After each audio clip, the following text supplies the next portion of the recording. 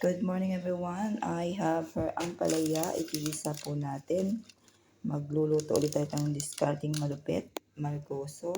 Lalagyan natin ng beyond instead of sutanghon. So, bawang. At ang tira kong adobo na hindi ko kinakain at di ko inaubos pang sahog.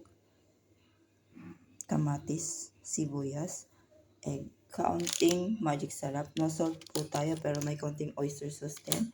At ito, ang tawag dito, pamintang durog. Let's start!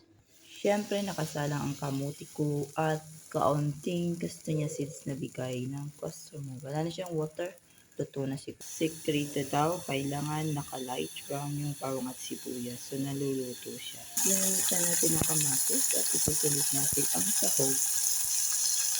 Nag-chicken adobo. Ilagay ko na yung chicken, pamintang durog.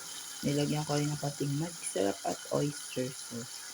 So, lagyan ko ng counting water. Then, add ko na ang marigoso. Last na yung bihon natin, guys. And egg. Yan na siya, guys. Takpan muna natin. Kaunti. Saglit. Luto na siya, guys. Mga 1 minute. Small fire. Tatakpan natin. Then, gonna go.